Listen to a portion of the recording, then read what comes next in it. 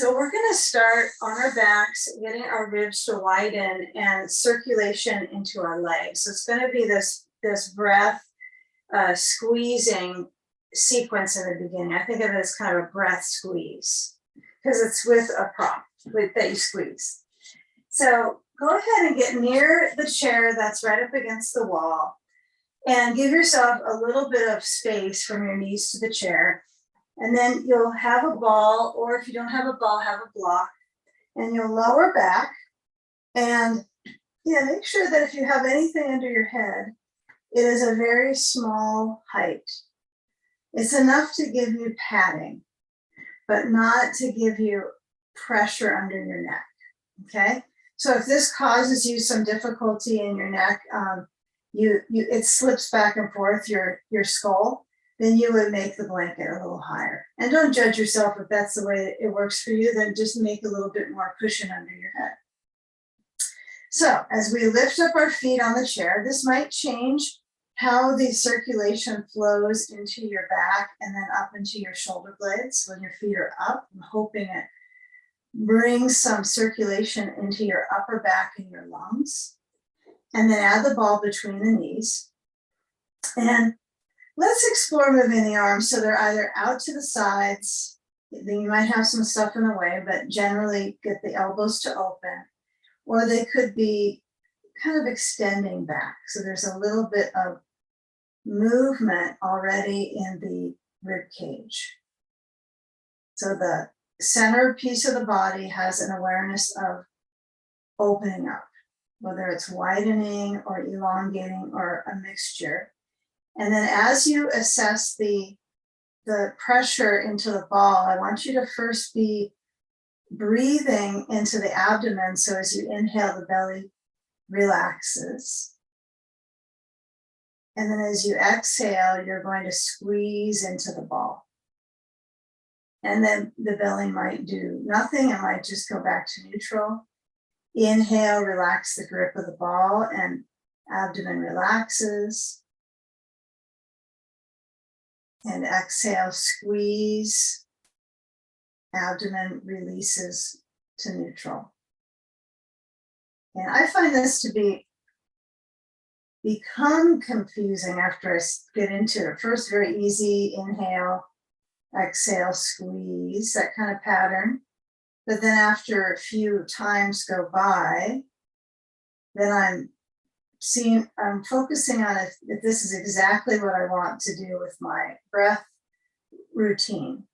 So what we'll do is start creating some lift. So I want you to squeeze into the ball, lift up your hips, and make sure that blanket's not under your shoulders. And then lower the spine and the hips down and your arms down by your sides. Okay, so the idea of squeezing doesn't have to come into this part. You can squeeze the ball though. Inhale, lift the hips up, but feel the rhythm through the spine as well as the upper back as you lower down sequentially through the spinal column. Okay, and let's do this a few more times with some consideration of what this does to your spine and the discs. And that lift up has kind of a mild flexing of the spine, doesn't it? And it's challenging to extend, like make a back bend, a really fierce back bend in the shape, although it is considered back bend work, right? But when you work with that lift, you can see you're not like doing a big chest opener necessarily. It stretches through the spine.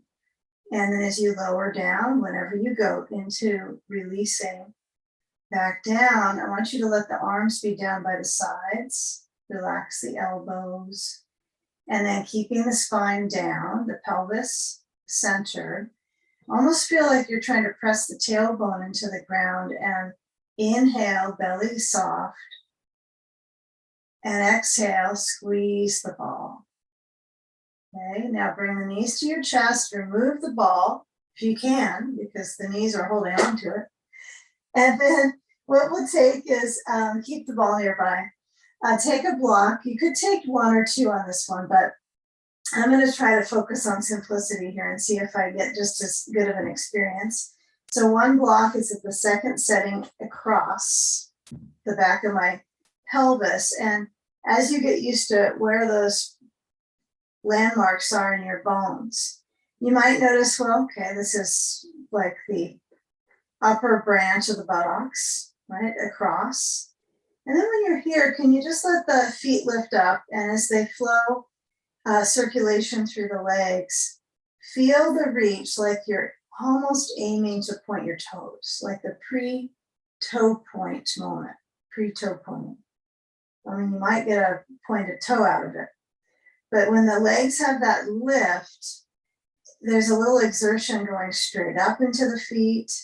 And then I want you to purposely bend the knees a little bit, circle through each foot. You can go both at the same time.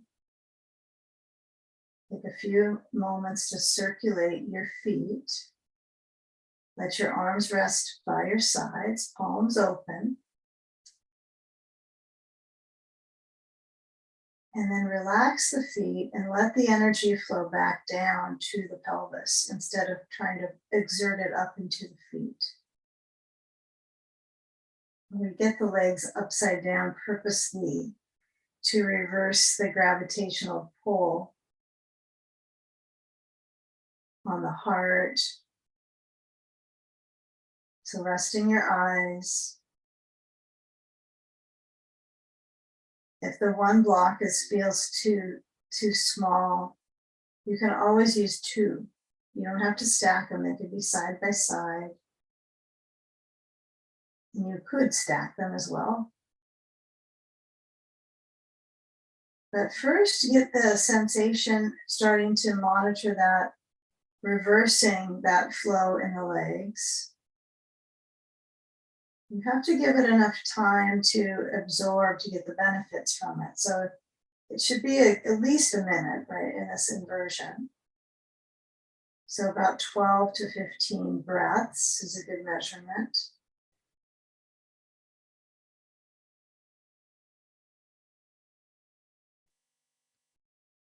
Now we're going to stay with the quality of reversing the flow in the body, the energetic, but we're going to bring the feet down to the chair. And then, feel if your shoulders are back. Notice this. We want to let the legs release down the chair seat. I find just the perfect spot for my leg to touch the seat so it feels good on my calf, but you might not feel so much of a calf massage. That's okay. Works some days more than others. But when the shoulders are pushing back and down, shouldn't feel like it's discomfort, but it's redirecting the circulation in the chest. And rather than a slumping chest, not that it's easy to slump your chest here, but try to let the shoulders motion back. The chest is open. So with the breath, equilibrium now. Inhale for 4. Belly relaxes. Exhaling out for 4. Simply equilibrium with the breath.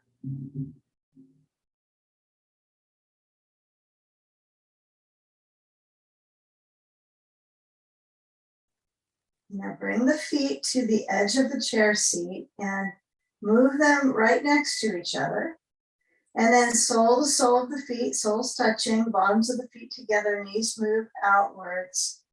And that's probably what happens. They just start to move out.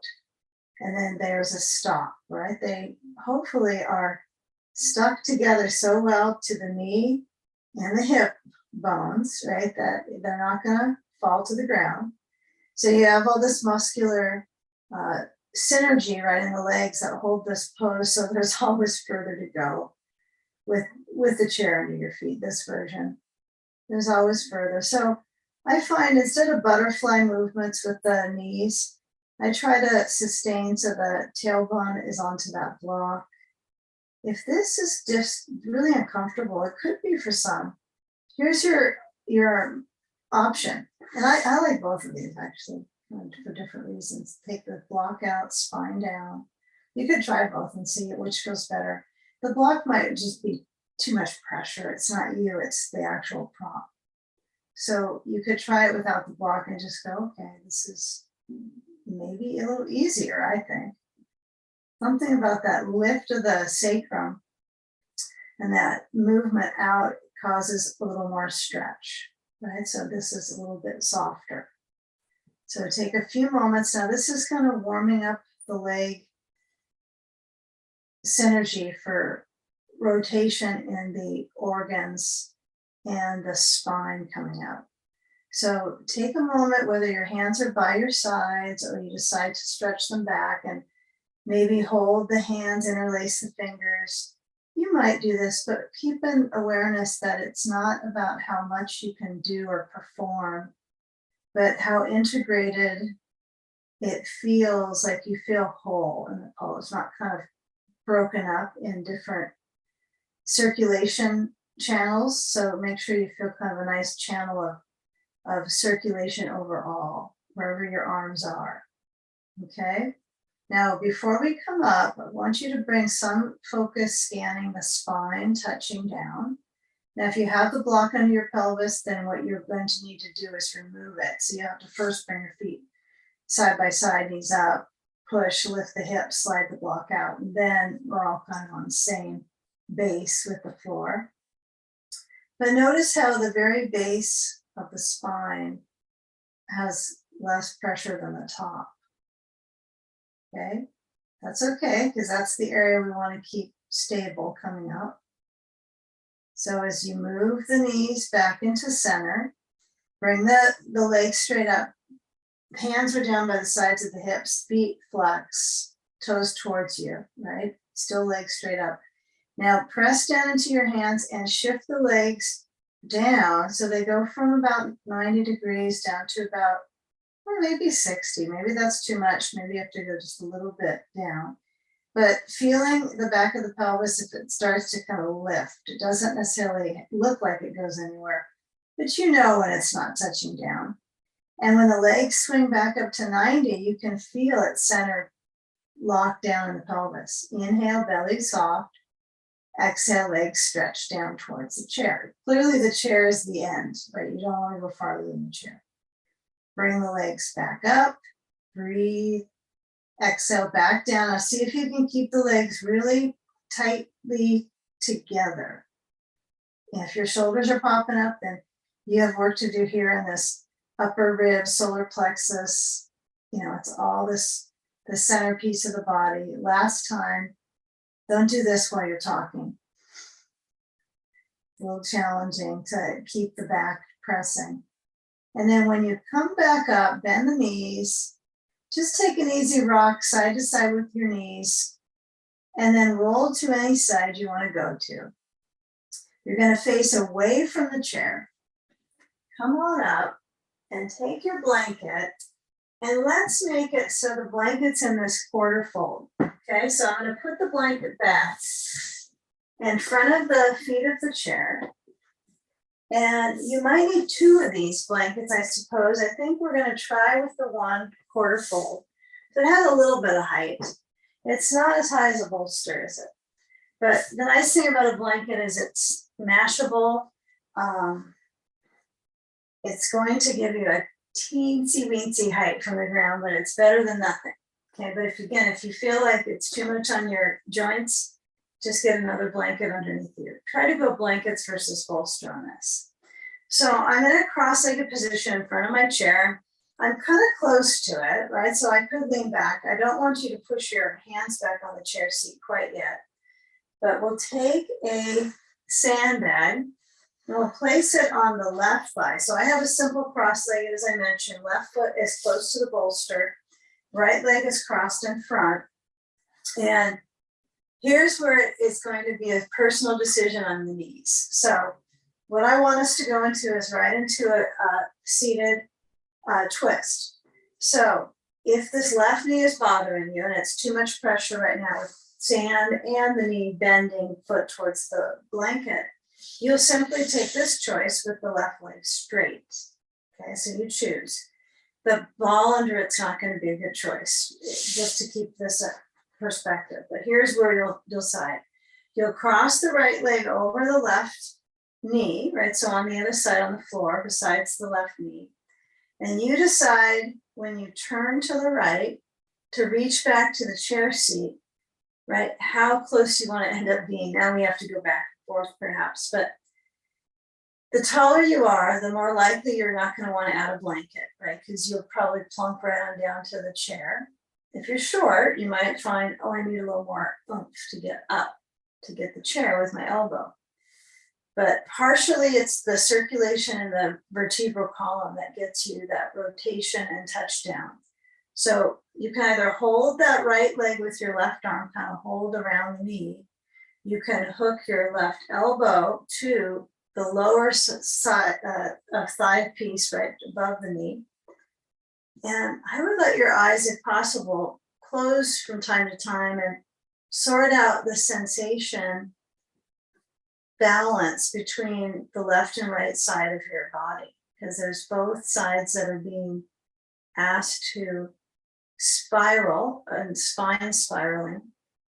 And the left hand doesn't have to perform anything or don't have to have any mudra work with your hand. You could just let the elbow kind of push into that right leg, spine up, and then just that tiny bit of turn. Don't go aggressive on this one. See if you can feel with the breathing when you arrive at that rotation. And the sandbag might just not feel like it helps enough, right? To keep that thigh mellow. So this is why sometimes many sandbags help, but you want to keep that left thigh relaxed. Okay, so the further open you are on the hip, it'll make it easier, I know. So that right hip is open. The left thigh won't respond quite so much and pull up. But doing the work that you can here, again, you could straighten your left leg and go with that version. Okay, take another couple breaths here. You're feeling the rotation. Does anyone feel this in their upper ribs? Yeah, it's a little upper. It's kind of an exercise in endurance for the spine. Resistance. Good. Okay, now come out after squeezing through the organs there. And then as you uncross, I want you to bring both feet in front, right? So to the base of your mat and take a sandbag on top. Reach back to the legs of the chair. Just be careful you don't lift the chair off the ground. The palms turn open when I reach back to the chair. Yeah. So for some of us that are, a little longer limbs, you might be farther away from the chair than I am, but you'll work on moving the shoulders just simply back. If this is kind of intense in your spinal, the muscles along the spine, the paraspinals are achy for this. They're aching because of this. Open the chest, spread the collarbones, sternum, lift, tilt your left ear gently to your shoulder. Be gentle. Inhale, center. Exhale, right ear to the shoulder.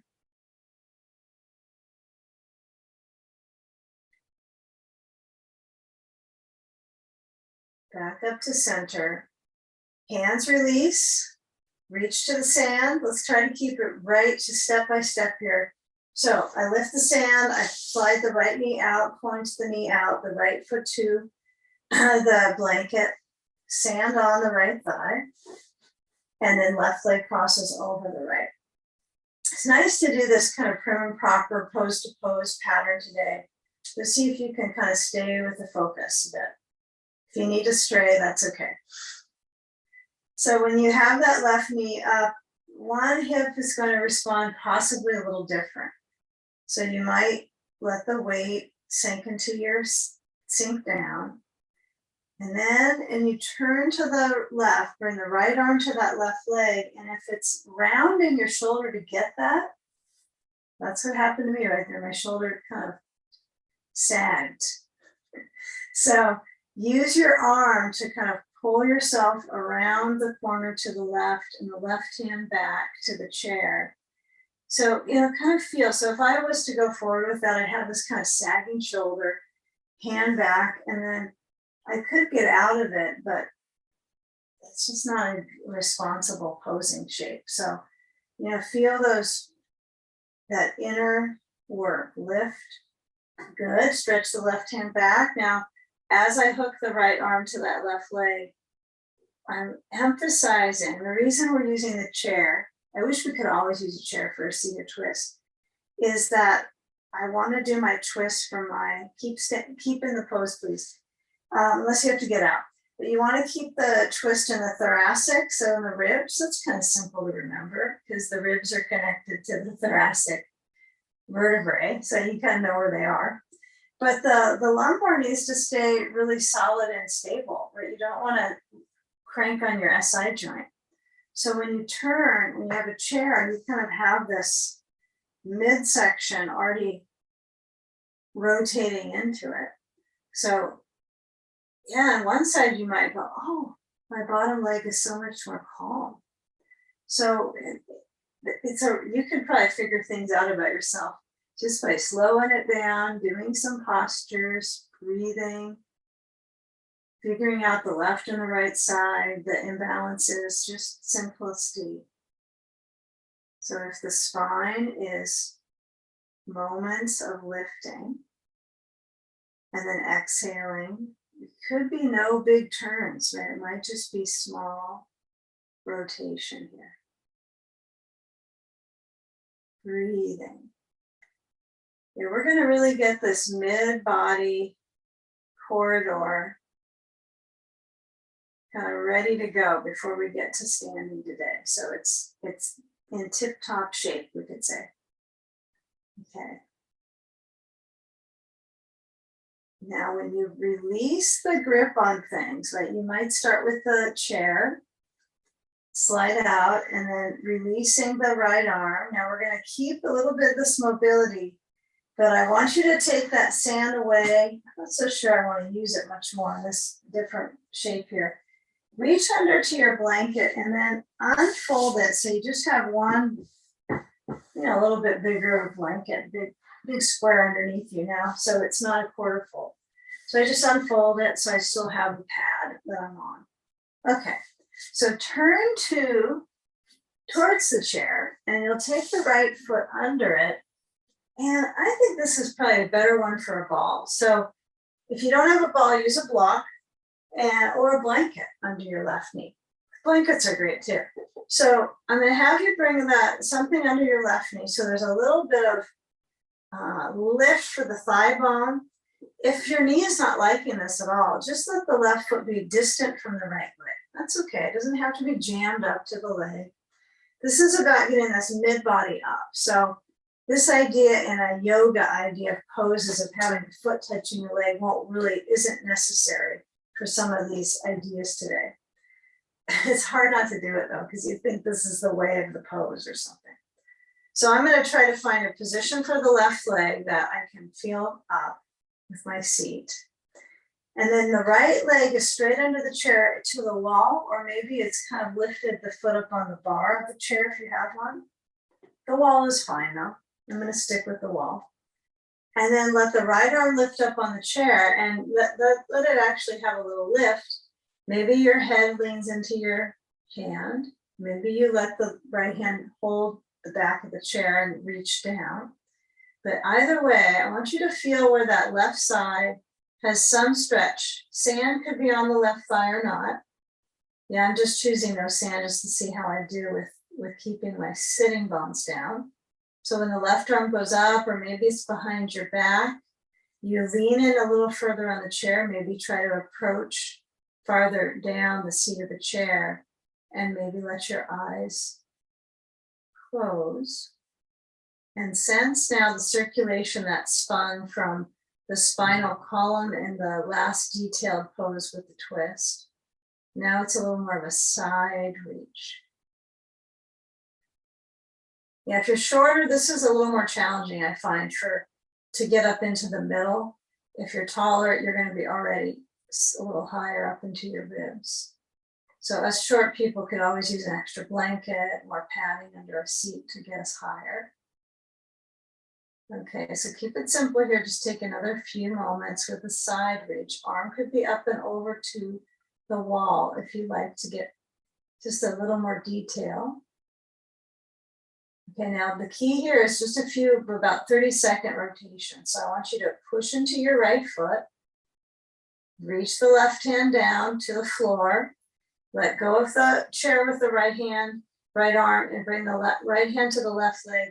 And the key here is pushing into the foot on the wall.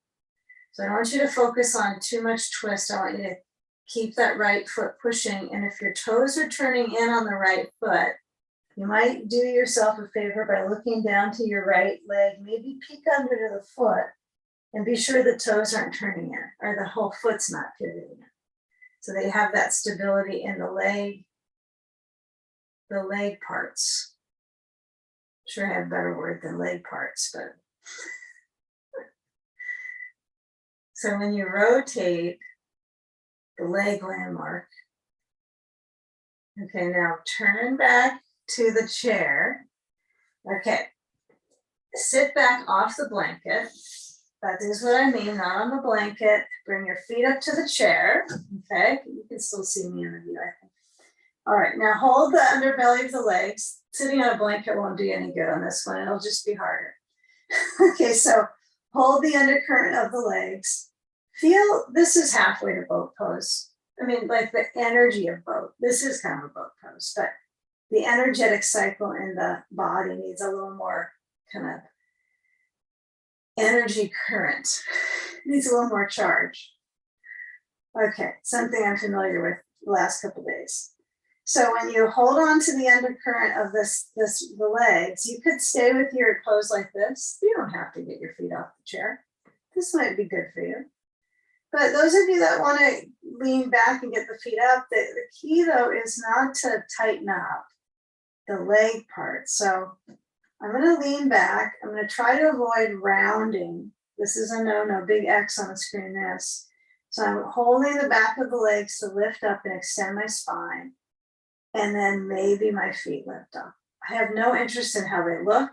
I'm interested in the energy of lift in my middle. I'm just lifting my center body. Smiling could help you get a little more lift, but not required. Yeah, so you're holding the undercurrent of the legs. Yeah, you're holding the leg. I can't get away from saying that word now, leg parts. Okay, so now lower your feet. Yeah, I don't know if that gets your hip flexors as much. I'm curious. It's better? Yeah, I think it's a journey to figure this out, isn't it? Over time. Okay, so if you want to try it one more time because you're so happy you're not inflaming your hip flexors, go for it. There's some of us that know about that. Hip flexor inflammation. Okay, lower the feet, lift up the chest, even though you think you got it up, it's probably sagging. Okay, lower your feet down under the chair and then scoot back to the chair, the blanket I mean. Left foot under, push the wall with the foot, right knee out, get a ball under the knee. And as you turn, well actually you're just facing the right side, that's all. And then left arm. Okay, if you've got to use a sandbag because you miss it, you could put it on the right thigh if you want to. You could just kind of add it here. If you didn't use it last time, I don't think it's very smart to use it on second only. But as you lean, reach up through the rib cage just with breath. Breath lifts the ribs. And then when you exhale, you can kind of feel how it draws around the rib spectrum, around the corners. Head could release into your hand. Your right arm could contour over to your head. And you could also have your right arm behind you. Okay, this I think is also pretty smart with the arm back, just to feel the perspective of your right side of your back. Right? I like them. I like both. They both work for my shoulder joint. That's why. But sometimes this one feels with the hand behind the back kind of interesting. You will get less of this QL stretch today on this one because we're using the chair. But meaning you can't go down to your knee. That's why. So you want to keep that inner lift. Come off the chair, right hand back on the floor, left hand to right knee. Find the left foot pushing into the wall.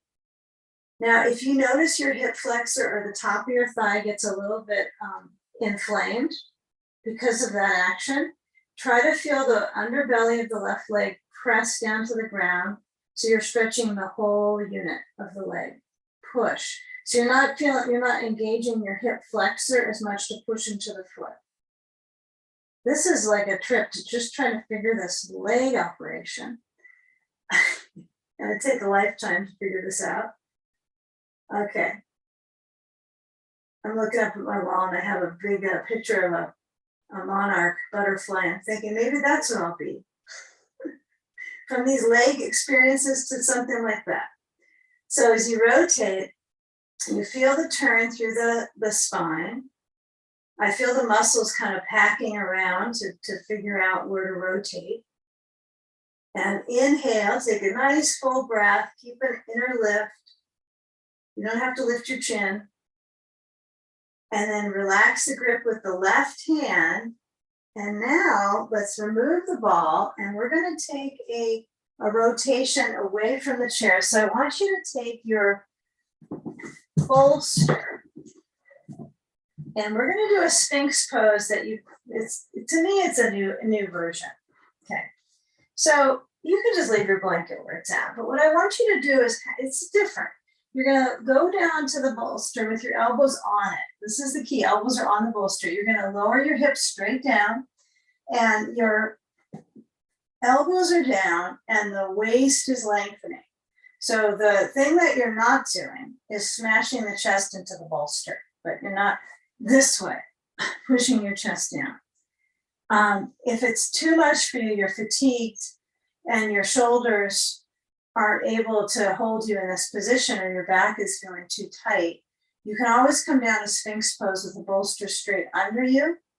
So if anybody needs that modification, I wouldn't even call it a modification. It doesn't mean it's lesser than, it's just different. But when you lower down, your elbows would be down and it just takes more energy to hold this one, okay? But give this one a try. It's kind of a recent discussion is doing Sphinx a little more this way. We're doing it right before we do leg standing work to get that spine so it's not rounding so much. So feel where the legs are relaxed. Notice what you can relax. So my elbows are out and are apart. My hands could be palms together. They could be crossing on the elbows. That's kind of nice, actually. But the key is don't push your chest into the bolster. But find where there's a lot of back bend here, right? There's a deeper inner strength going on. Okay, now come up, push into your elbows, and then walk on back. Slide the blanket out, just toss it. Don't worry about using it. And let's take our blocks, bolster away too. Take our blocks in front to the sides, insides of the mat, and motion so that you create a rhythm of rounding the back, chin to chest, feet are apart, arch the spine, chest lifting. My hands are on blocks at the second setting. Yours could be low setting, no setting. You could go without your blocks. This is nice to get the spine a little longer with the blocks under your hands. Okay, now the articulation looks kind of tiny, doesn't it? Not a lot going on with the back. But there is this internal kind of motion of strengthening through the spine. So I do have quite a bit of movement in the pelvis, moving the hips back and under, and then moving now the hips back to neutral. Step the right foot forward. Lift up the back knee by putting the toes under, curling them under, and stretching through that left heel. Okay, give it a try where the feet have this interesting interaction, both feet. And so the left foot, it's different touchdown. It's the foot is sprung up, right? So you've got the whole bottom of the foot to work out. So this alone is interesting on your body parts, right? On how you're balancing. So I would encourage you to let the blocks be as high as you want them. They could be a little higher if that allows you to feel kind of this middle body to support the leg, the opposites of the legs. Okay, now reach the right hip back. So if you're right up to the chair like me, you might have to kind of just do a little scoot forward so you don't jam into the chair too much. But we'll be using the chair a little bit. So coming up, but when you stretch the undercurrent of that right leg, so you're straightening the leg, just feel what it's like when you do this without, we're going to do this with the chair in a moment, but I want you to feel when your upper body is it's a little lower than the chair. Now go back to the bend of the knee and see if you can manage the back heel lifting. Keep it up like you're about ready to kind of spring off of the foot. Give it a little bit of momentum. And then let it help you spring forward. So left foot forward besides the right, and then maintain that connection. Now take a block between the knees and maintain that support of blanket fuzz. Okay, maintain that support of the knees bending. And you know, it's different than the boat pose in some ways because you're in this angle, but you know, you have some similarities with the leg parts for this. Okay, the nice thing is you can squeeze the block. So I want you to just keep the focus on squeezing the block. Like let the muscles start to build together to push into the block. Let the arms reach besides your head. Keep it low with the arms so they're not trying to get higher for any reason. You're not aiming to go more. You just have them right between, on the sides, not between your, don't put your arms between your eyes. Okay, so feel when the arms reach and there's a little bit of a swoop in the armpit area. Okay, and now interlace your fingers, turn the palms inside out and forward. Try to stay with it, the bending knees. The heart rate kind of picks up, you know, and you'll see different, you'll feel the different vascular components coming into play here. Okay. Now pushing down to your feet, you're gonna straighten out the legs. You might have to separate your feet a little bit to hold the block. And then lift up and try to push down to your heel bones. If your feet have a little turning in, that's okay. I'd rather have you squeeze into the block than turn the feet out. And then feel if you can separate the hands, the arms.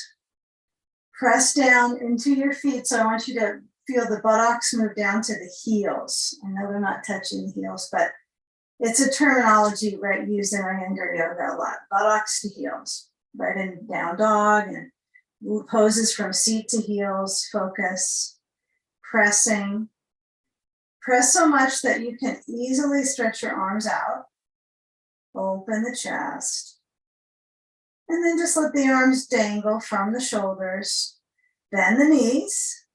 Something going on again.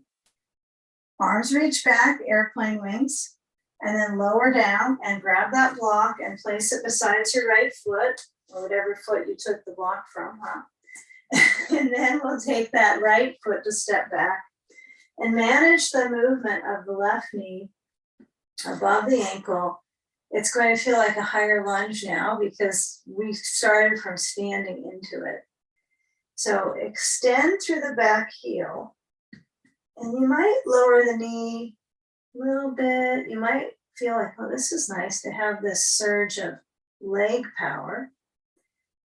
You just don't want to lose out on the vascular benefit. So if the leg is, you know, it makes it so easy and more height, you might consider having the block lower. That's going to probably add some circuitry into it. Going to play with that charge in the body. And then we stretch back. So again, watch out for the chair. Stretch the legs out so they're lengthening. And manage the awareness. They're in two different tracks. They're parallel. The balance is into the hips, right? That's where you can kind of move things around, is in the hip. And then the rib cage has this delightful arch right now. Okay, so breathing. Keep the leg power switch on. Okay, so we're going to turn to our right with the blocks on the inside of the left foot. So take the blocks both on the inside. Turn to the right, so now you're going to pivot both feet towards the right side, so you're in a wide stance. Okay, so the legs have this whole widening process, and what I tend to observe is a lot of this kind of downward drop, right, initially in this shape, which I instruct that sometimes, so it's not anyone's fault. But I want us to try today to have a little bit of lift to start. So your blocks are pretty high, okay? But, you know, feel if you can get your hands back to the top of the thighs and then come up to standing first. So you're going to be upright with the corridor. And the feet might go back to this parallel pattern, like trying to do it right. But it's okay if they have a little turning in. It's like it helps you from sliding out usually. That's one of the reasons, but that's not a good enough reason to do that, I don't think, for your joints. But, you know, get a feel when you push out that the knees have this kind of interesting order of pressure. So try to fill up the circulation in the legs. Now, if you feel like most of it's torquing pressure from my knee down to my ankle, that's a lot of charge there. So I'm going to try to get them parallel, the feet. That's going to help my knees a little bit. I'm going to see if I can get the legs to kind of hit back, right? And feel from my buttocks to the heels is really tricky on this one because your legs are in this wide path, okay? So arms open out. Let's just give that a try. So we're doing the critical motions here. And then you're going to go forward. You're going to a forward bend, okay? Now, when you move back, tendency is the muscles in the front of the legs push to the back, right? So get the blocks under your hands. Now the toes could pivot in, but let's just try to keep the focus on the top of the legs. So I want you to imagine that you're sucking up the quadriceps, the front muscle above the knee of the legs, right? So I'm trying to actually contract the muscle at the top of my thighs. You know, it's not just that part, is it? So you can do one quad at a time, but try to get both of them to pull upwards, okay? They're gonna sag at some point, so you've got to just see if you can get some control of the quad, okay? And then bring the blocks a little farther down. This could be as far as you go down with the blocks, the second setting. You might go farther. Try to keep the quad sack up. Okay. Challenging it is to keep that. I mean, mine might just fall any moment. Okay. Now, as I lower down my head, I've got my blocks even lower now. I'm in a wide downward dog. And I just let my head lower down. I try to keep those quads up. It's just so much better for your composure in the muscles to just work with that. Now, what might occur is your knees hyperextend, right? Your legs are pushing back. So I want you to work on that movement forward with the hands. And you're going to try to go farther forward to work on keeping those quads lifting. Breathe.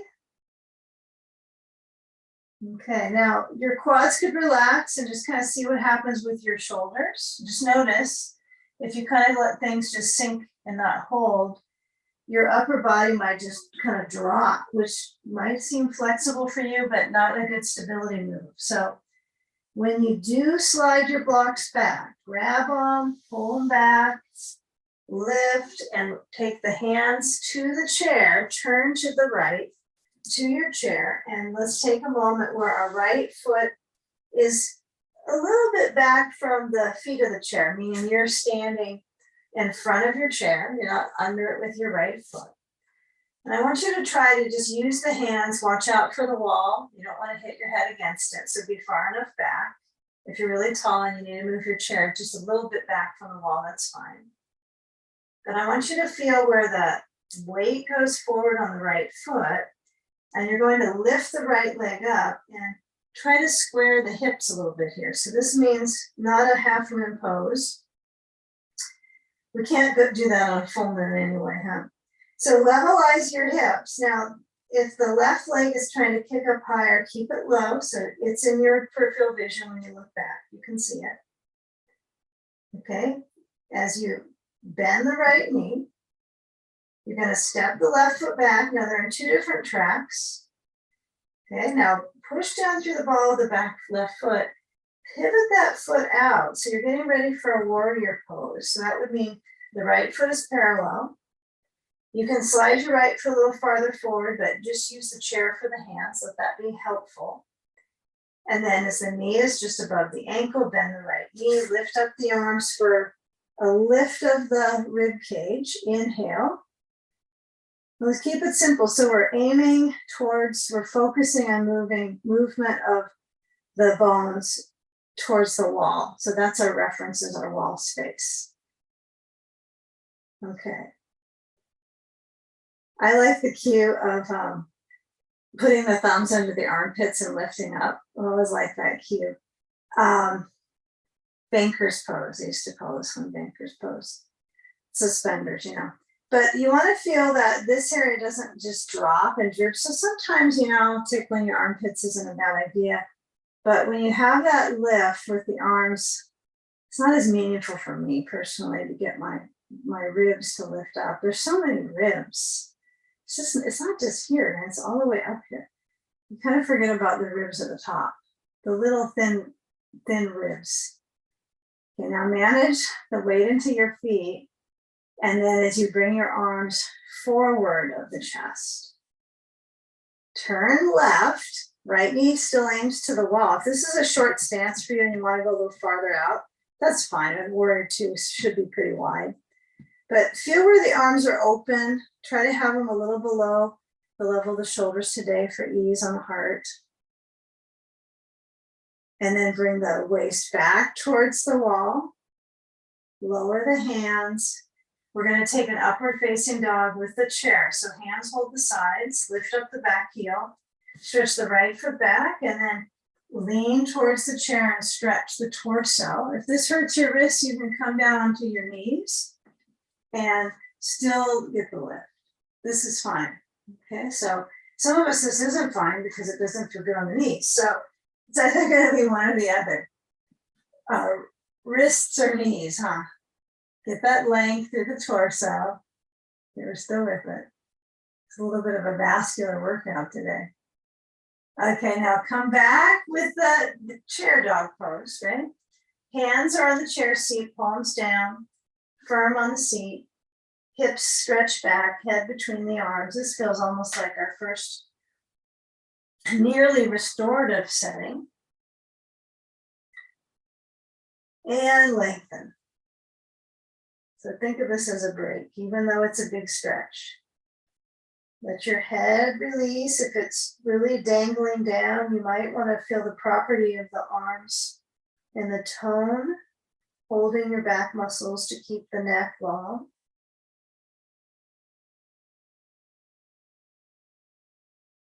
Okay, now bring the feet together. Step the left foot under, well, actually not quite under the chair, right? So we don't want it under the chair. What I want you to do is have the left foot stepping forward. So it's near the chair. Mine is about, it's not quite a block's width away, is it? Okay, then you can see it a little better. All right, lift the right leg up. Now this is again a balance pattern, right, we're doing. So it's nice to be on, to be like, I have to be present for my alignment right now. So if my left foot is having trouble pressing down, I have to kind of get a feel all the way up through this quad sac, right? Is this doing the work? I mean, maybe part of the hip flexor stuff could be this whole relationship from the knee up into the quads. So you really want to keep it in line. So if this back leg is rotating out, I can just reach the back of my left leg, the hamstring, kind of pull it a little bit to the left, and then I can get my right leg. Actually, it's easier to hold it up. No, I need something that keeps these muscles holding. Okay, control board. Okay, right foot steps back, lift up the arms, warrior one. Okay, if you're not so sure about this version, level your hips. So feel the centerpiece. If you're getting a little worn in the legs, reach the left knee forward, use the pelvis to balance. Breathe, right? You can do the same idea with the armpits.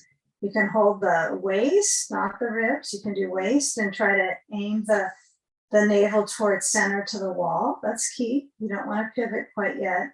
So you can warm up the hips.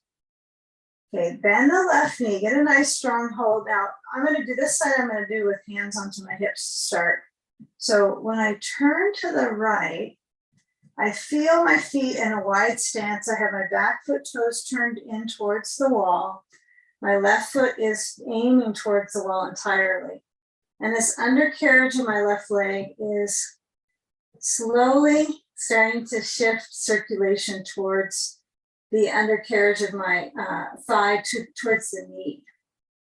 This is probably, in some ways really helpful for our knee health. It's just you don't want to get your knee too far forward. So farther back is okay. Just find that peaceful warrior two, where you're not overly anticipating lunging to the wall. Okay.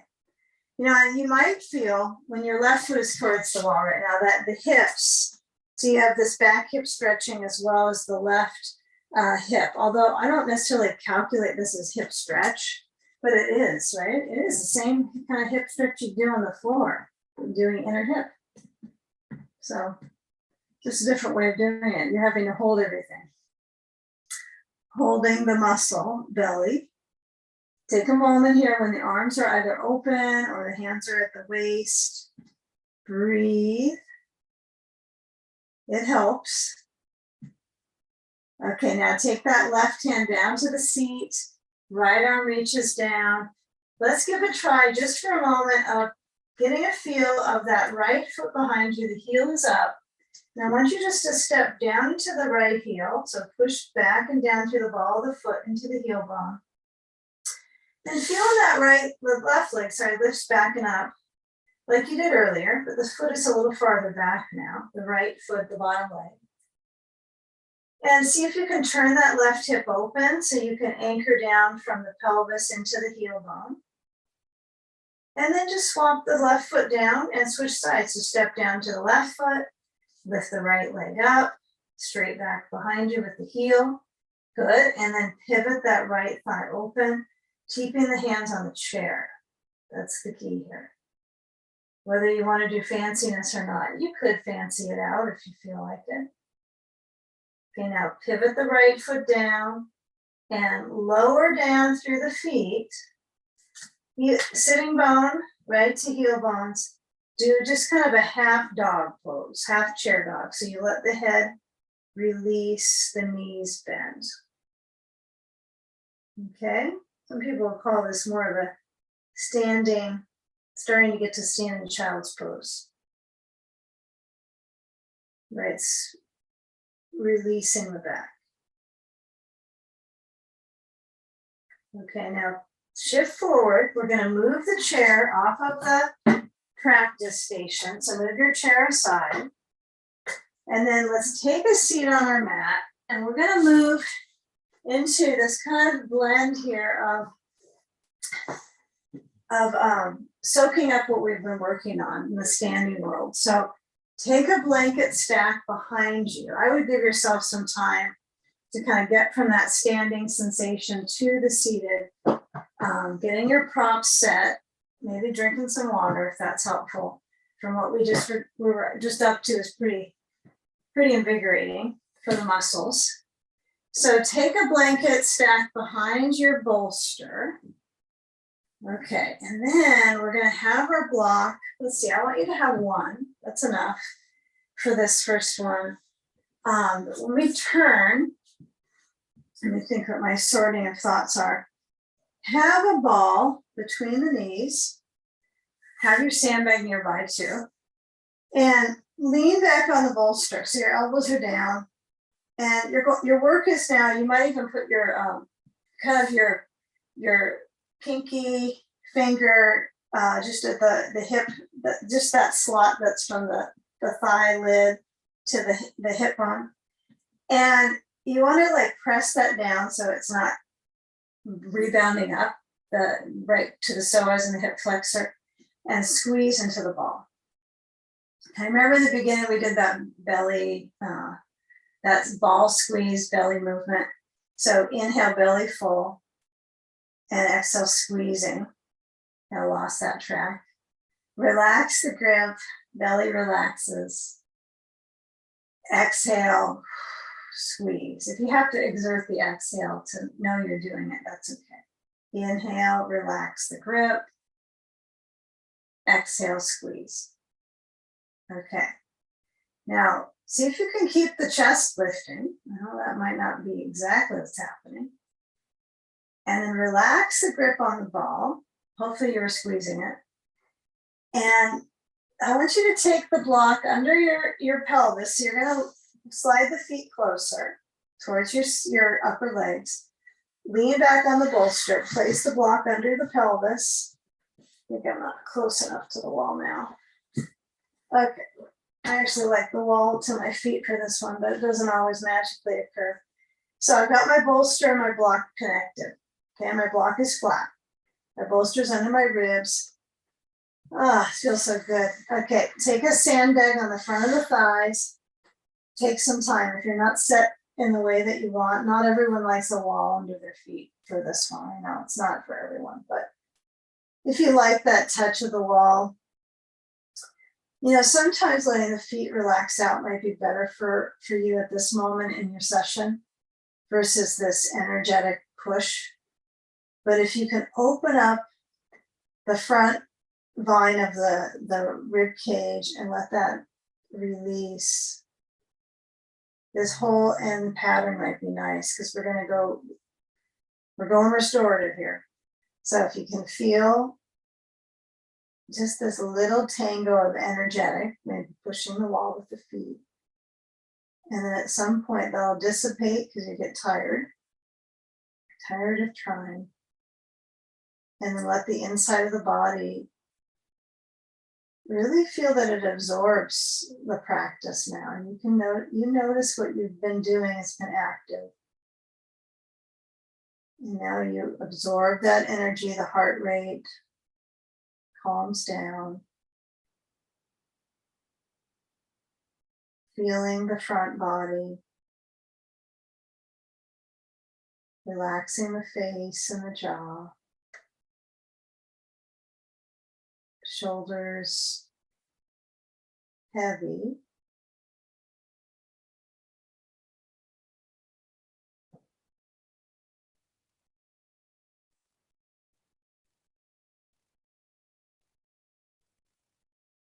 Breathing through the nose. Use that as your filter. Okay, now if you can feel where the thighs are, they're in a separate path, right? They do feel somewhat united, but they are two different tracks. We know that. So we're going to go from one track to the next when we get into side sage, but I like you just kind of notice where they're similar. And perhaps your whole front kind of realm feels somewhat balanced right now. Maybe you're lucky. It's a lucky Friday, right? You feel like, oh, this is somewhat even here.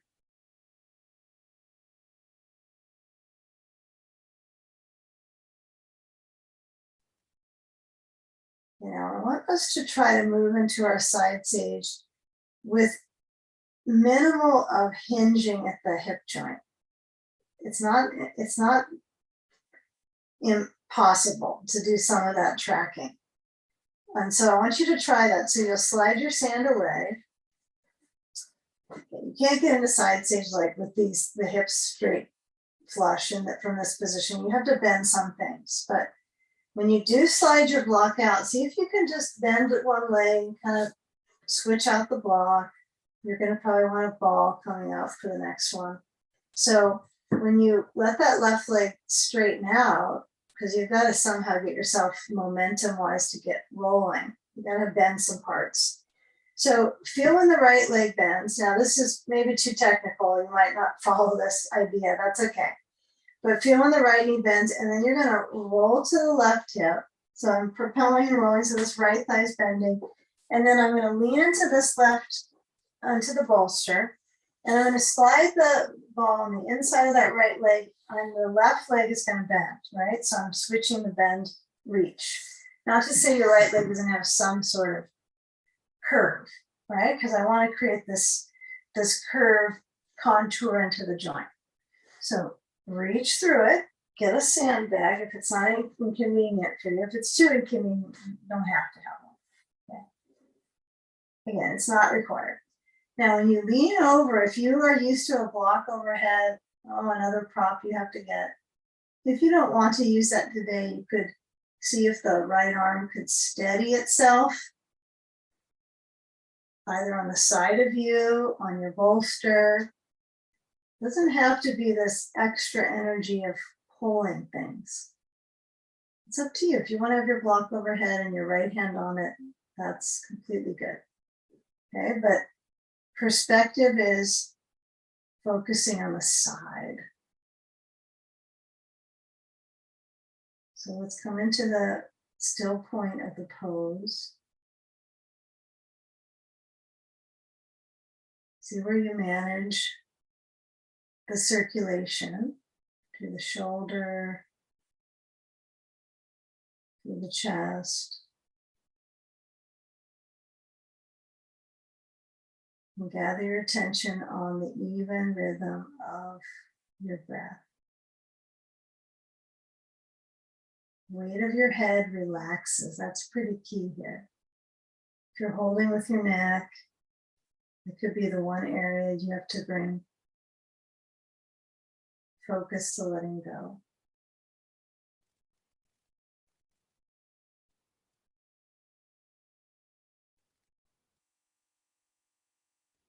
And there might be classes where you feel like you have an awareness in your mind to relax the neck in a pose, but you hold it the whole time.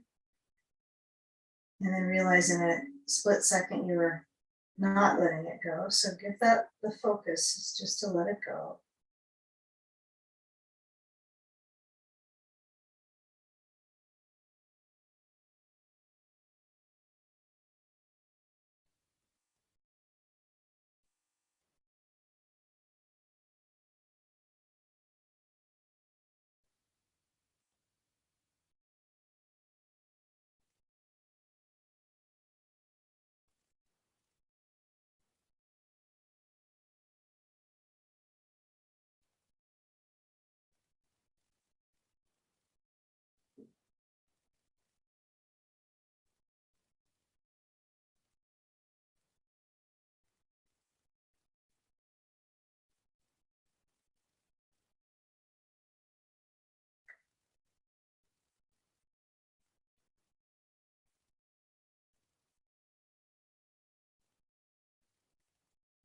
You know, sliding the sand away. Between these sides, we're going to do a Symptomaticanasana. So it'll keep this length here in the side channel, but then we'll move into the adductor. So when you roll to your left, I would just simply turn the bolster and pivot and put it up. I'm going to go ahead and use it with the advanced height of the blanket and just see. It'll make it easier, but it's not a long hold, but it is kind of curious. If you add your blocks under the legs, So the knees are apart, the feet are together. We did this earlier on the chair, but it was a different circulation dimension for the legs when they were up, right, inverted. So now they're really not inverted, are they? They're balancing on these two different props and have massive consideration for the knees here. So if I focus on my thigh with my blocks, it takes away from pressure on my knee. So I'm going to scoot my feet a little bit down and just kind of feel different ways of going into this this meridian path, right? This is a really important one for the lymphatic system. So it's used over and over in restorative yoga at nauseum, I think.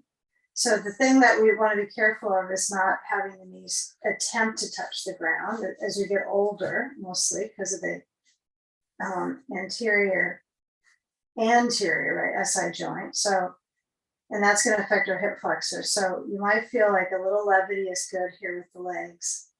But then, you know, when the arms release down, yeah, you might even prefer to have a blanket under your head, huh? Because there's this like pocket here. But we're all different in how we are able to release tension in the neck, I think, too. So you might have to let your head nod a little side to side.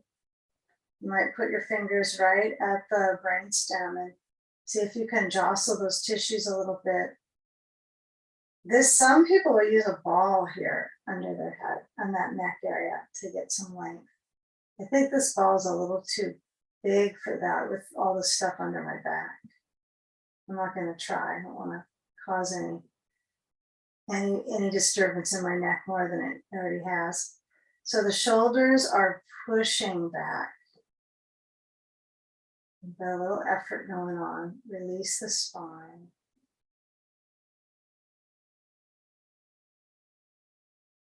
And let the body load the benefit here from this circulation in the thighs.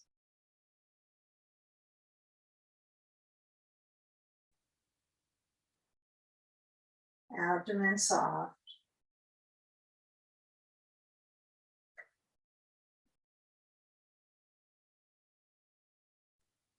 And now feel when you reach down for the blocks and you slide them away. And it's tempting to pull your neck around, I think. You have to look at the screen maybe, but it is always a tightener, right, when you move it around to look for stuff. So feel if you can step your feet a little wider than hips distance, and then maybe you can work on rolling to the right. And then let your head turn and then use your hands to help you come up. And then take side stage on the right hip and get that rotation right through the ribs. Yeah, and feeling if there's equality with the sandbag on the left side now when you switch it, that is helping you balance. And you might need a pretty big blanket stack under your head, right? And if you are turning the other direction, the tendency for you to go on the back of your head is higher. So balance it out. Find what is a good balance for you. Your left arm is beside you on bolster or overhead.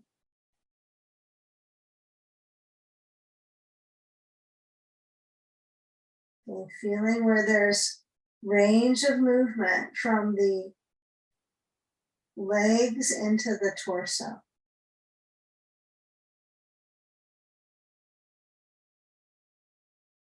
Even if you feel like you're kind of dropping back with your seat, you know, kind of play with that. So it doesn't need to be this perfect image of the hip is up. It's about that felt sensation for you of elongating with gravity's pull. Right? So you're just using the props to hold your body shape. And then you want to lean off of the props. So there's this kind of connective tissue tugging, right? It's loosening up.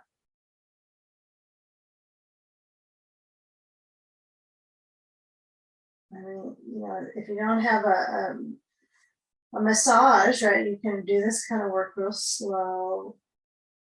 length. It's nice to do on your own. You can figure yourself out. And as the arm is relaxed or reaching, final few moments here, you choose. Remember, arm could be anywhere comfortable for you. Breathe into the ribs, middle body on the inhale. Exhale, release.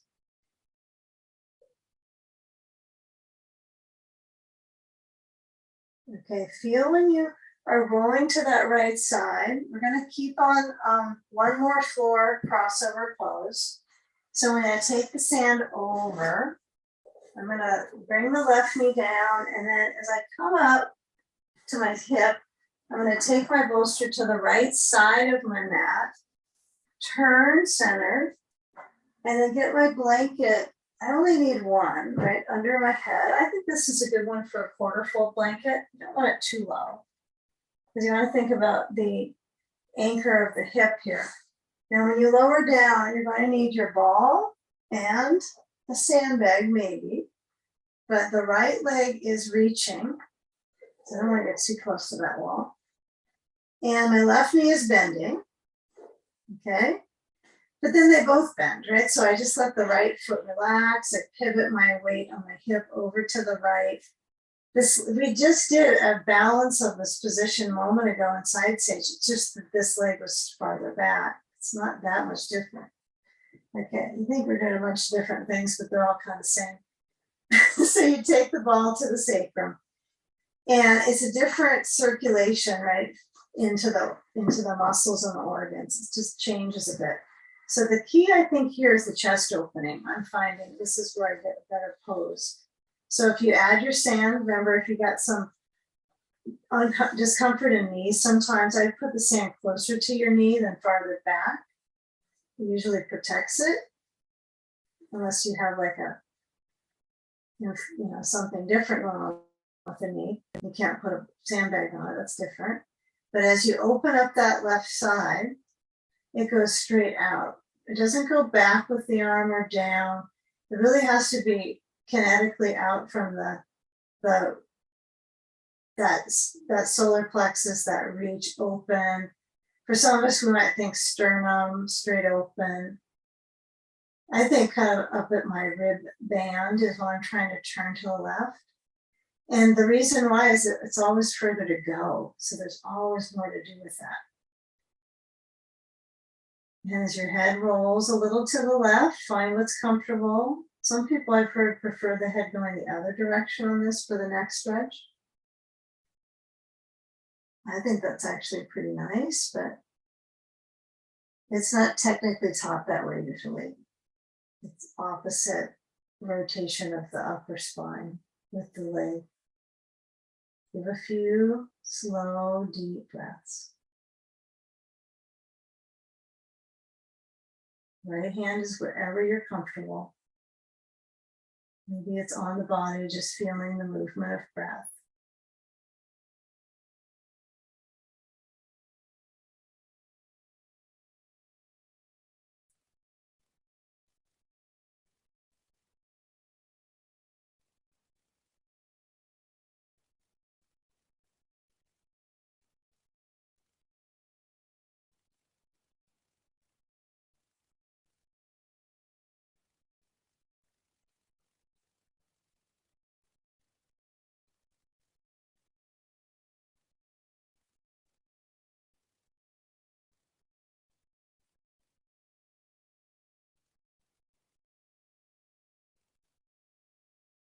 And now slide the left arm down, sand away. And then if you can maintain this movement downwards with the left leg, it swings down, the ball goes away. And then you could windshield wiper the knees. You could just kind of get a casual half swipe to the left. Doesn't have to be full back and forth, but really transfer the energy into that little arch of the spine.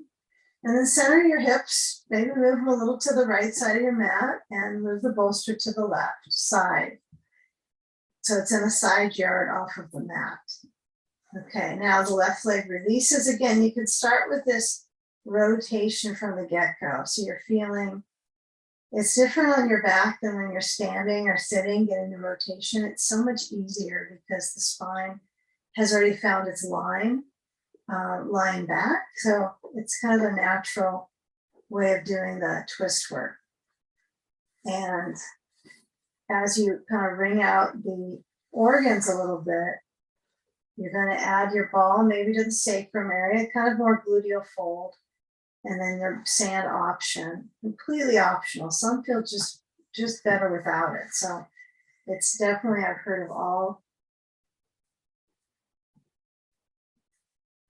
Now when the arms are out, your head turns.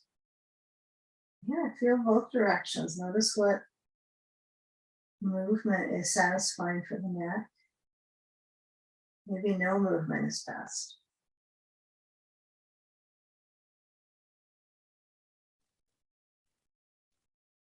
Feel the stretch of the breath.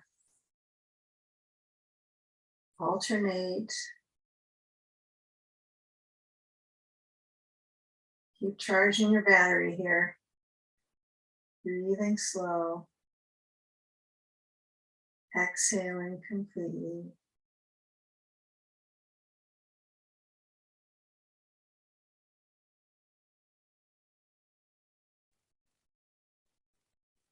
And if the place that you're twisting from, that shoulder is a little tight, you might be better with the arms a little lower.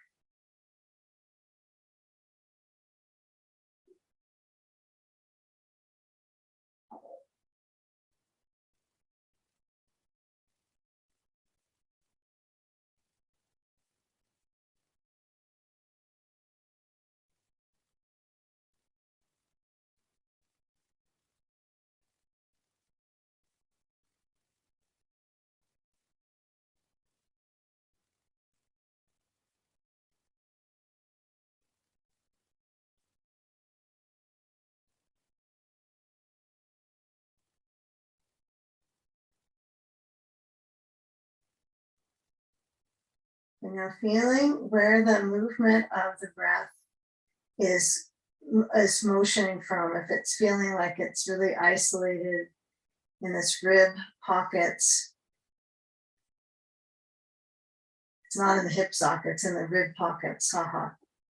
But we're going to be kind of guiding the circulation down to the heart, and then from the diaphragm, breathing muscle pushing back to the belly. So when you slide the ball away and your sand, something you're used to is getting your legs upside down. You'll roll to that left side and try to casually slide your blanket to the wall, then your bolster. And if you were on the left hip just now, it's okay to come upside down from that left hip. You don't want to make things too chaotic at this point, right, in your nervous system.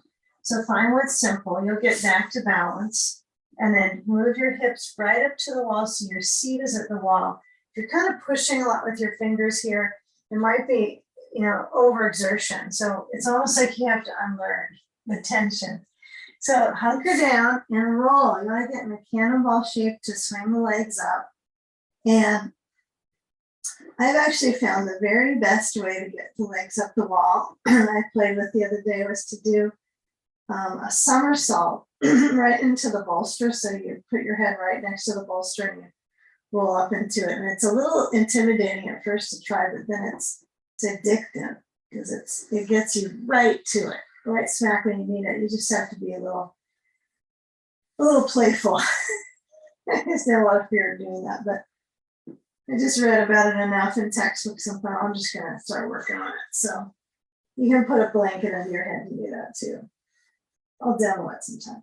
So sand on the feet, lift up the feet and get a feel for how good this could be for the knees. So if I lift up a little distance and then I work on the pack of muscles that are actually helping the lift of the sand, and then I move it to the wall. But I think we're goal oriented with that one, like we're moving sand to the wall. So it's kind of your muscles kind of relax a bit when you try that. So give a feel of your pelvis resting. Okay, make sure your neck has plenty of support. If you don't like this height, if it's either too much or too little, you got to go with satisfaction here. So you could curl your blanket up. Generally, the quarter fold is pretty good, and I just put it right near my occiput, and it holds nicely. Okay, shoulders back. Are we there? And the arms are releasing down from the height of the heart, so they're below the heart level. And then the scanning is, where are you holding? And see if you can slowly, responsibly breathe. Slow response on the inhale. Exhale.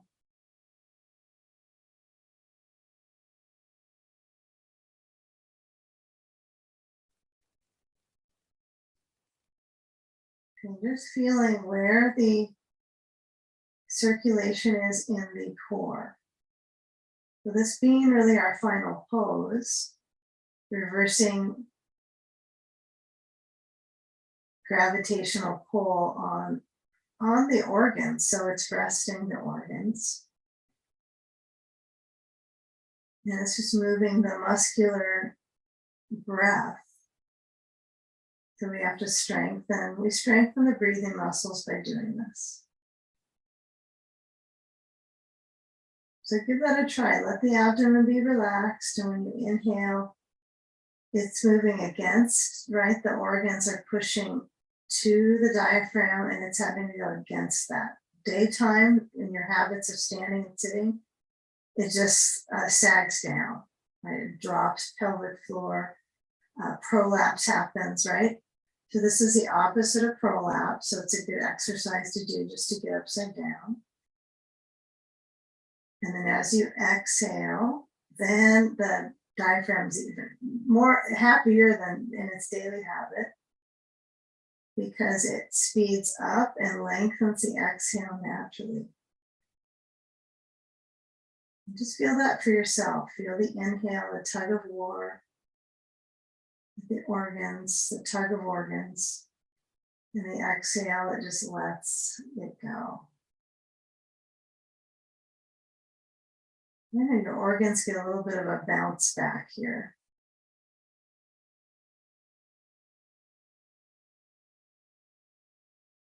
So alternate. And as the in and out breath occurs, centering the brain.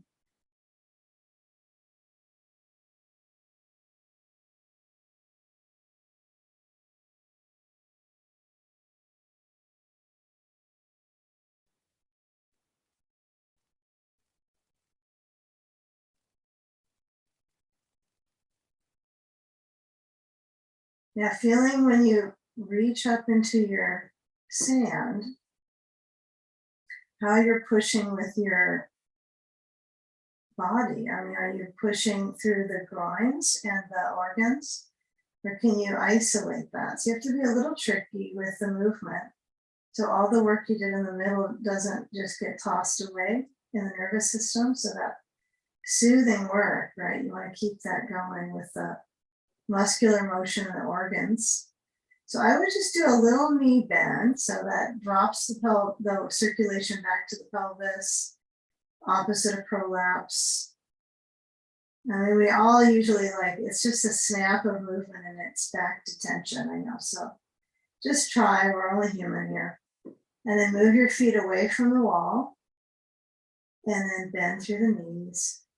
And toss the sand, right? However you want to get rid of it. You can put your feet back to the wall. You can try just letting the knees feel that satisfying bend. And then the back of your pelvis has a length now. It's all lengthened. You've done all the good work. So when you roll to the side, just let that stay long. Use your hands, push yourself up. The length is still there. Just keep it lifted. Take a seat on your bolster. press your legs so they move down, and the waistband probably has just a little bit of that left. Yeah, you don't want to lift your head too high because you want to keep that length in your back, and let your hands meet in front of your heart. And let a moment here just kind of soak in gratitude for you taking time in your way of practicing, however you